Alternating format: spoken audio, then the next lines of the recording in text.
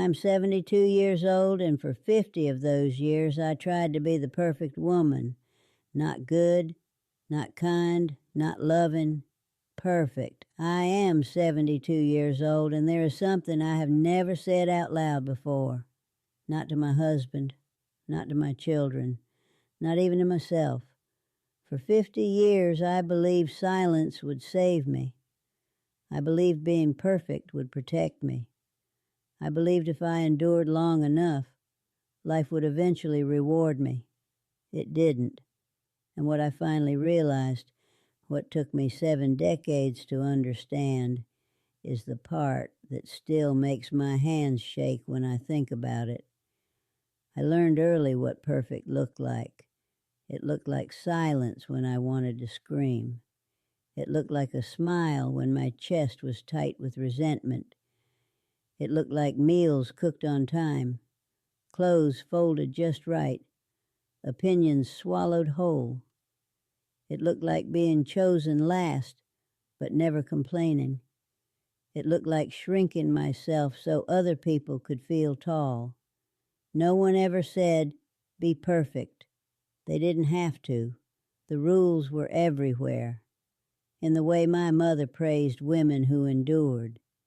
In the way men were forgiven for anger while women were scolded for tone. In the way girls were taught to be agreeable before they were taught to be honest. I was a good student. I learned fast. By 22, I knew how to read a room before I entered it. By 25, I could predict what people needed before they asked. By 30, I had forgotten what I needed at all. By 40, I believed that exhaustion was proof of virtue. By 50, I mistook being needed for being loved. People said I was strong. What they meant was that I didn't make trouble.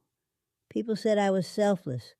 What they meant was that I never put myself first.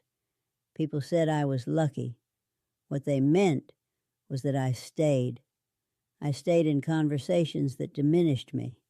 I stayed in relationships where my value was measured by my usefulness. I stayed in roles that rewarded sacrifice and punished desire. I stayed quiet when I should have spoken. I stayed polite when I should have left. And every time I stayed, I told myself a story. I told myself this is what good women do. I told myself patience will fix this. I told myself love requires endurance. I told myself one day it will be my turn. One day never came. I married young, not because I was in love, but because I was afraid of being difficult. He wasn't cruel. That would have been easier to recognize. He was comfortable. He was used to being cared for. He liked that I anticipated him, that I made his life smooth, that I adjusted myself around his edges.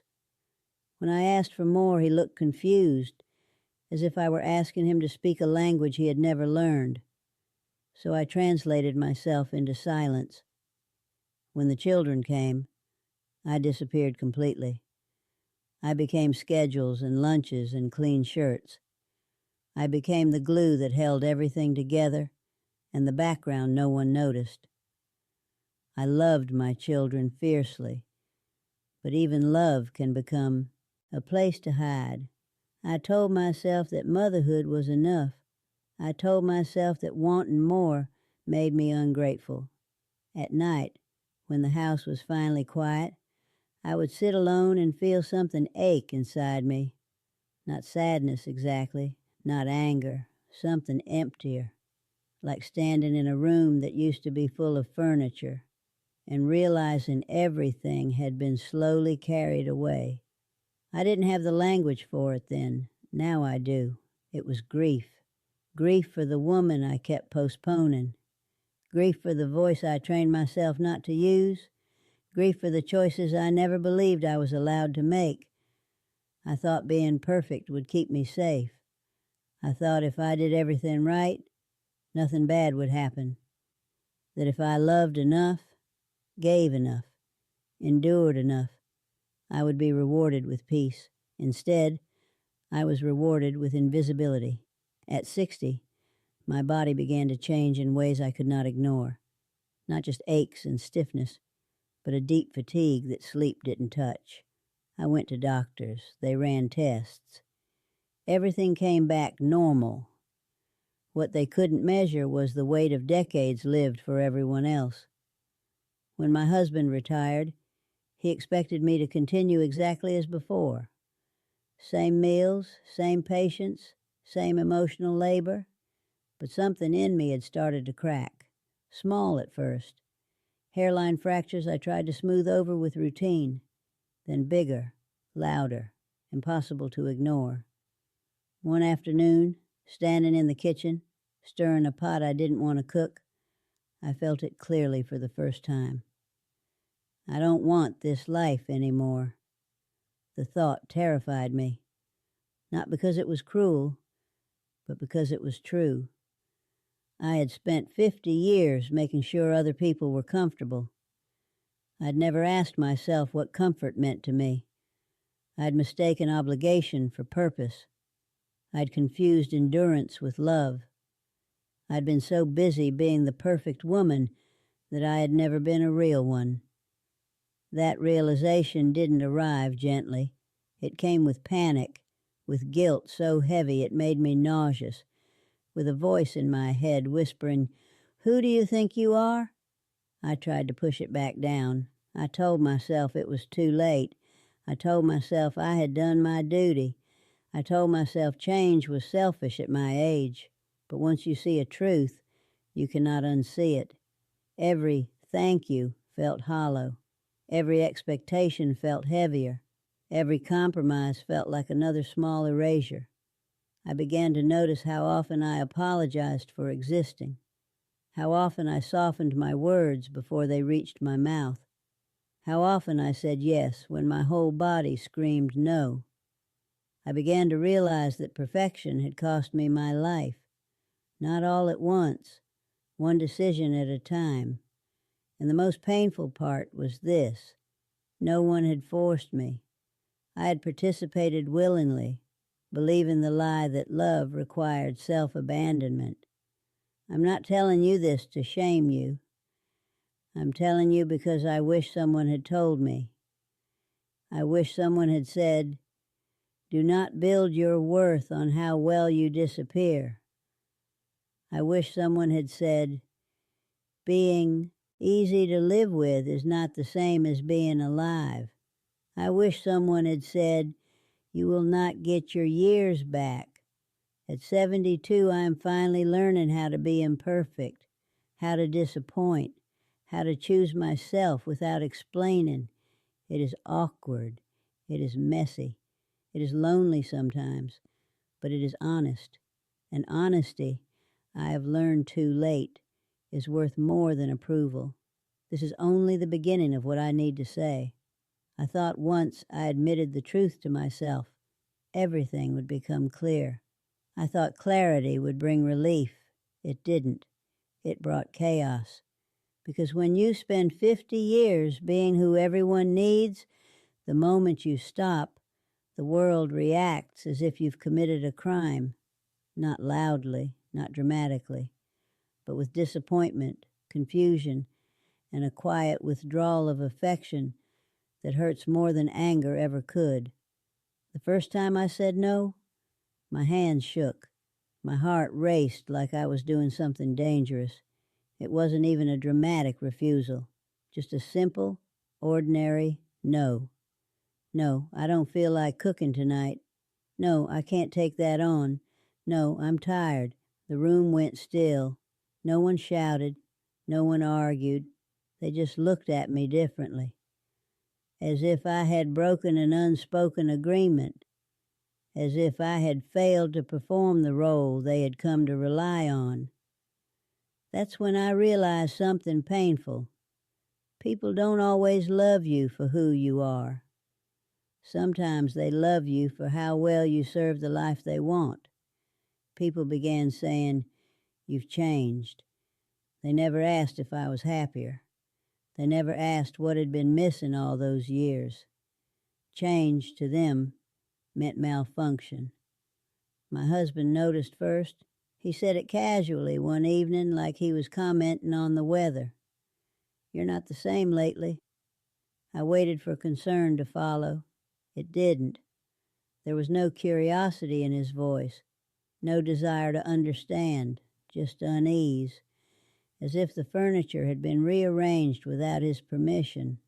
I wanted to explain. I wanted to soften the truth so it wouldn't scare him. Decades of habit urged me to reassure him, to say this phase would pass, that I would settle back into myself. But that self was the problem. So I didn't apologize. I didn't explain. I simply said, "I finally feel awake."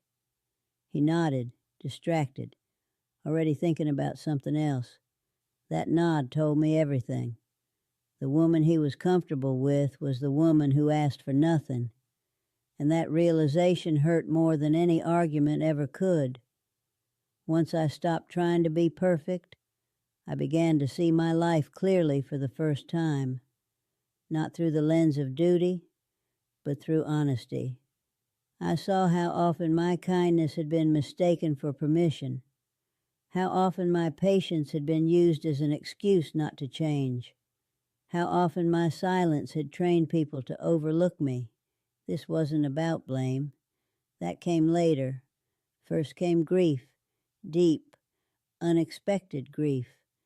I grieved the years I spent shrinking myself, the opinions I edited, the instincts I ignored, the anger I swallowed because nice women don't get angry. I grieved the energy I poured into maintaining peace at the cost of my own truth. Some days the grief arrived without warning. I would be folding laundry or waiting in line at the store, and suddenly it would hit me, this overwhelming awareness of how much of myself I had left behind. I would see a woman in her 30s speaking confidently, refusing something without apology, and my chest would ache, not with envy, with recognition. She was doing what I had been taught not to do. She was living in real time. At night, memories resurfaced like old photographs pulled from a drawer. Moments I had dismissed as insignificant now revealed themselves as turning points. Times I felt uncomfortable but stayed. Times I knew the answer but said yes anyway. Times my body warned me and I overruled it. Perfection had taught me to distrust myself. Unlearning that felt like learning to walk again at 72. When I began setting boundaries, people didn't celebrate my growth. They resisted it. Some pushed back gently. Others pulled away entirely.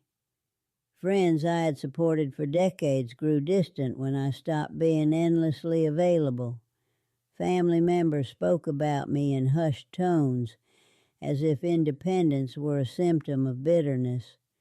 I heard the word selfish more times in 1 year than I had in the previous 50. At first, it devastated me. I questioned myself constantly. Am I wrong? Am I cruel? Am I too late to change? The old voice, the one trained by years of perfection, tried to pull me back. It whispered that I was being dramatic, that this discomfort was proof I was doing something wrong. But another voice had begun to speak too, quieter, firmer, honest. It said, "This is what growth feels like when you've been silent too long."